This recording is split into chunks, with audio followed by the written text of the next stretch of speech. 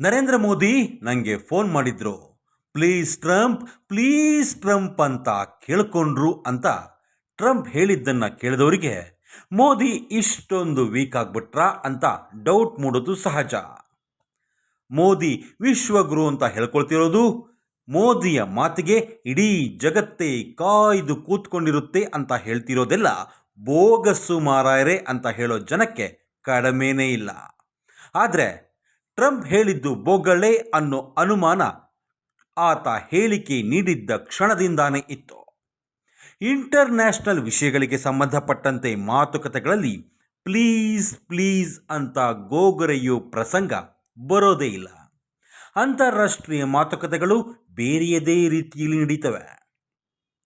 Trump ಹೇಳಿದ್ದ 68 Apache helicopter ಕಥೆಯೂ ಅಷ್ಟೇ. ಅಮೇರಿಕದ ಜೊತೆ ಅಗ್ರಿಮೆಂಟ್ ಮಾಡಿಕೊಂಡಾಗ ಅಧಿಕಾರದಲ್ಲಿದ್ದವರು ಬರಾಕ್ ಒಬಾಮಾ. ಅವರ ನಂತರ ಟ್ರಂಪ್ ಲೆಕ್ಕಾಚಾರದ ಪ್ರಕಾರನೇ ಕಂಪ್ಲೀಟ್ ಮಾಡಿಕೊಟ್ರು. ಒಬಾಮಾ ಜೊತೆ 28 ಹೆಲಿಕಾಪ್ಟರ್ ಡೀಲಿಂಗ್ ಆಗಿತ್ತು. ಅದು ಭಾರತೀಯ ಪಡೆಗೆ ಬಂದು ಸೇರ್ಕೊಂಡು ಆಗಿದೆ. ಇರೋದೇ 28.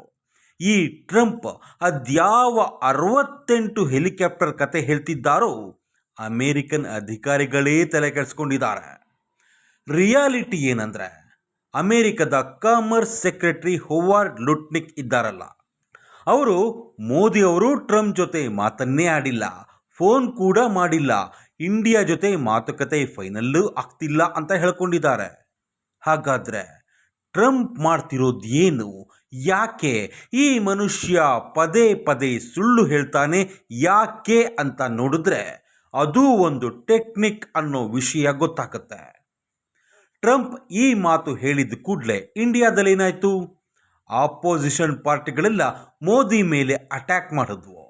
ಮೋದಿ ಹೆದರುಪುಕ್ಲ, ಮೋದಿ ಅಮೆರಿಕದ ಗುಲಾಮ ಅಂತೆಲ್ಲ ಟೀಕೆ ಮಾಡಿದ್ವು.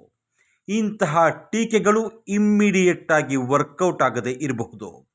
ನಿಧಾನವಾಗಿ ಅತ್ತ ಟ್ರಂಪ್ ಇತ್ತ ಆಪೋಸಿಷನ್ ಪಾರ್ಟಿಗಳ ಅಟ್ಯಾಕ್ಗಳಿಗೆ ಟ್ರಿಗರ್ ಆದರೆ, ಟ್ರಂಪ್ ಸ್ಟೈಲಲ್ಲೇ ಮಾತನಾಡ್ಬಿಟ್ರೆ ಅಥವಾ ಏನಿವಾಗ ಅಂತ ತಿರುಗಿ ಬಿದ್ದರೆ ಅದರ ಲಾಭ ಆಗೋದು ಅಮೆರಿಕಾಗೆ.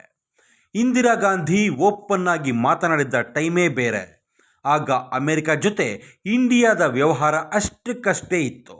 ಈಗಿನ ಪರಿಸ್ಥಿತಿ ಹಾಗಲ್ಲ. ಆಡುವ ಒಂದು ಮಾತು, ಇಡುವ ಒಂದು ಹೆಜ್ಜೆ ಲಕ್ಷಾಂತರ ಕುಟುಂಬ, ಕೋಟ್ಯಂತರ ವ್ಯವಹಾರಗಳಿಗೆ ಶಾಕ್ ಕೊಡುತ್ತೆ. ಹೀಗಾಗಿನೇ ಮೋದಿ ಇರಲಿ, ಜೈಶಂಕರ್ ಇರಲಿ ಪಕ್ಕಾ ವ್ಯವಹಾರ ಮಾಡ್ತಿದ್ದಾರೆ. ಇಂಟರ್ನ್ಯಾಷನಲ್ ಲೆಕ್ಕಾಚಾರ ಅಷ್ಟು ಸುಲಭವಾಗಿ ಅರ್ಥ ಆಗುವಂಥದ್ದಲ್ಲ.